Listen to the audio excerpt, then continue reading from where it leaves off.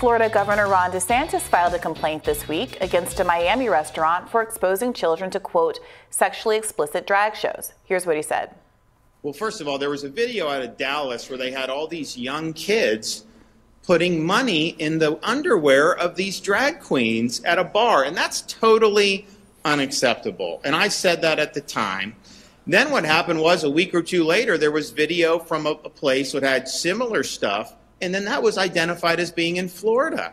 So we said, wait a minute, having kids involved in this is wrong. That is not consistent with our law and policy in the state of Florida, and it is a disturbing trend in our society to try to sexualize these young people. That is not the way you look out for our children. You protect children. Here to discuss DeSantis' statements are journalist Rebecca Azor and culture editor at The Federalist and co-host of Rising Fridays, Emily Jashinsky. Welcome to you both. Hi, good morning. And we do have what we believe to be video from that drag brunch. Let's play some of that in right here. Here we go.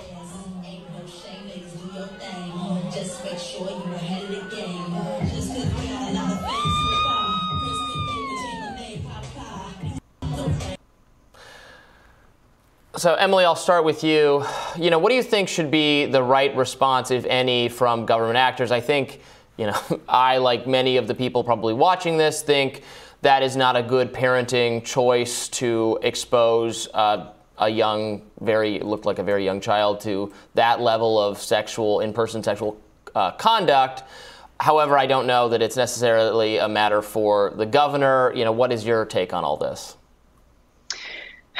I mean, yeah, this is getting to the question between like conservatism and libertarianism. I know. Robbie, you and I could talk about for an hour, because I think the vast majority of the country would rightfully see a parent intentionally taking their children to an event like that as wrong. Some people may not, increasingly some people may not, but I think we're still in, a consensus position. Majority of the country would see that as wrong. I think it's wrong.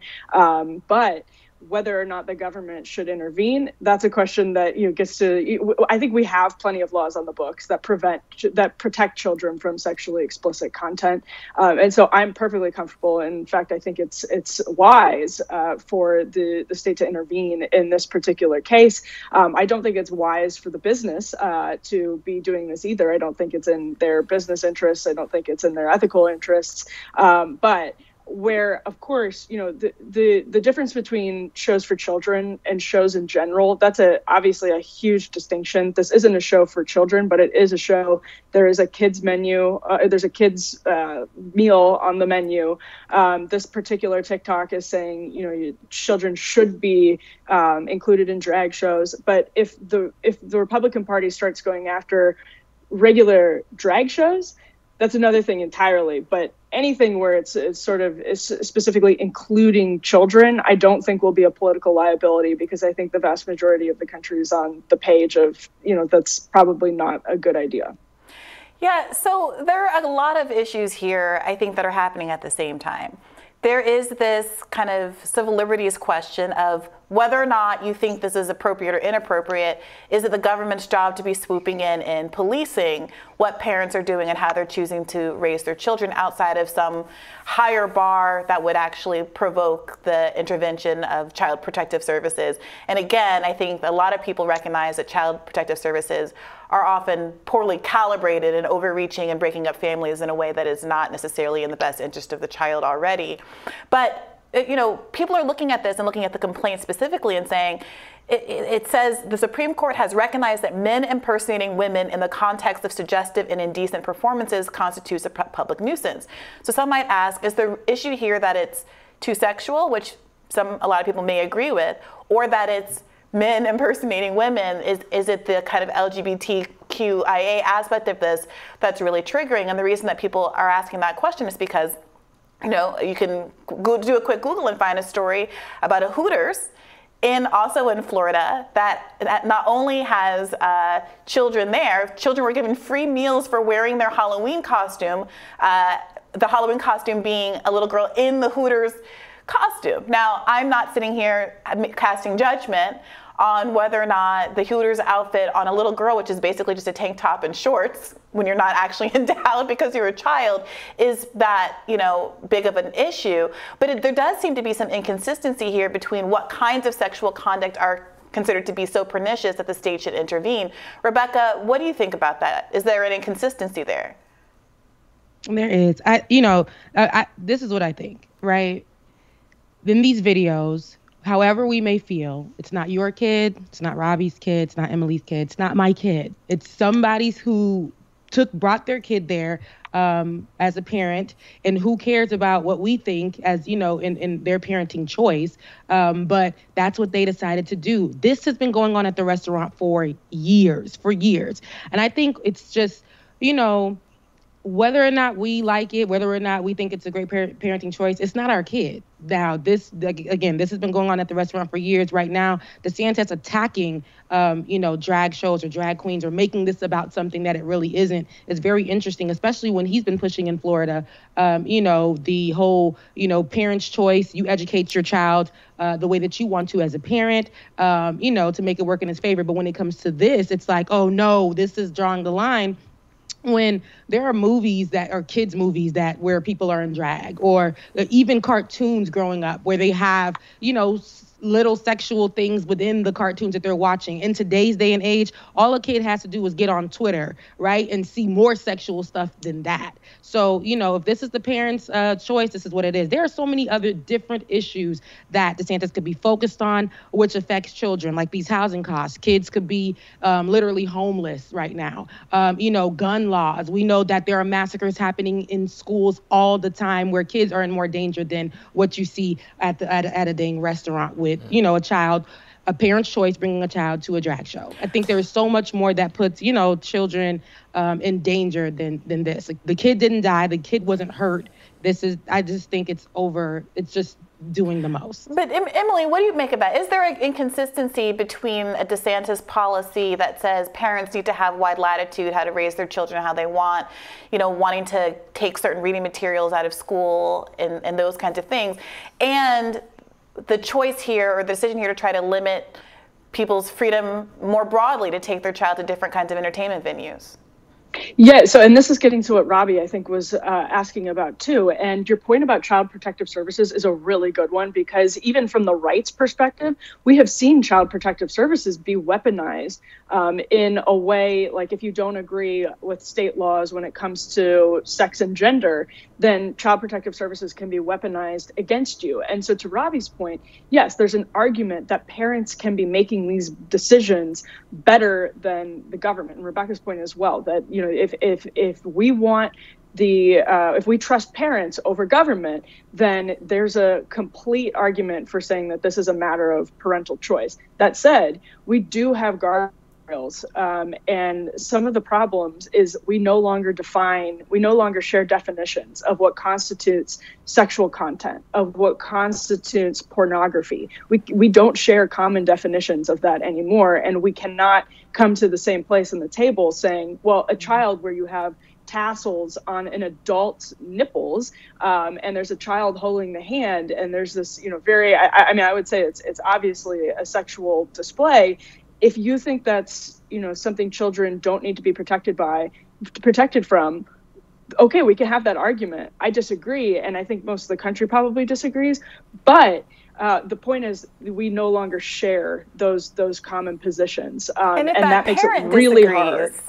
Isn't the question if the parent of the child disagrees, is this the kind of conduct that is so harmful that we feel like there needs to be an intervention that approximates, a criminal intervention, or separating families from each other? Because this is what we're really talking about here. Do we want the kind of intervention that says a parent taking their kid to a drag show, which I get it, there's boobs.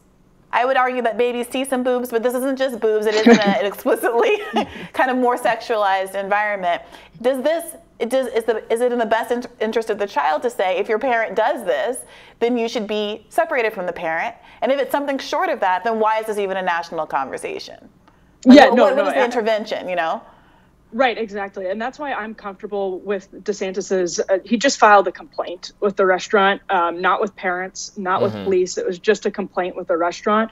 Maybe he would take further steps. I don't know, but a complaint with the restaurant is perfectly within the grounds that I'm comfortable with. But yes, that is a super, super important question. And I think we're getting to a point where Robbie's libertarian perspective on this is kind of helpful because we no longer, like, we have to trust ourselves more than the government because we don't have this common ground, this consensus to pull from when we are making these laws. And so we have to be able to sort of protect ourselves in the way that we define.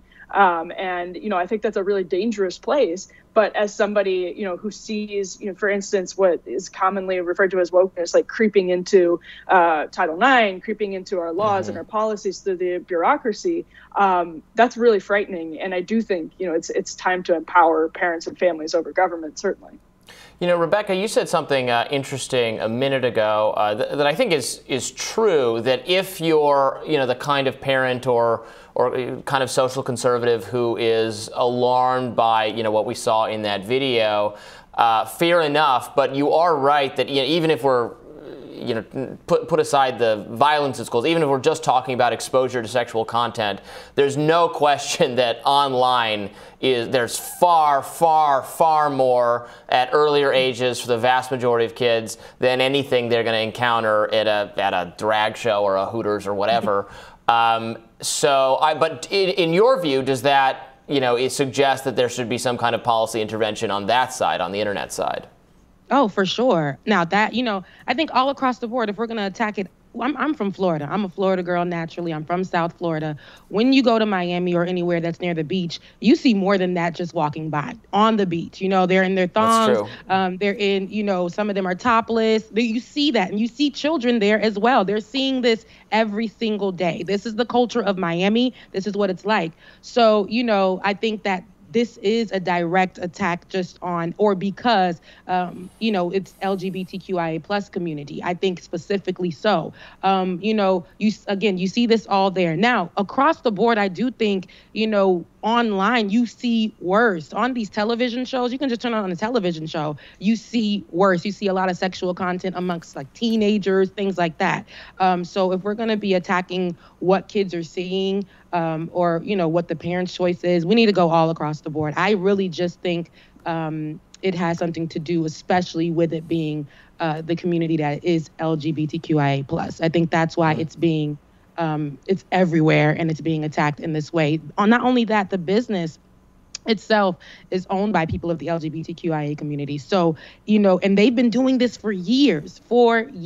And now, right now, their business is under attack and can possibly lose its liquor license because of this complaint. So super, super quickly on that point, I just want to say, I think it's absolutely the sexualization and the saturation of our culture with sexualization is what Republicans are responding to politically. Whether or not they're doing it ethically or morally because they actually believe in it is another question. But I think they've recognized that parents, right.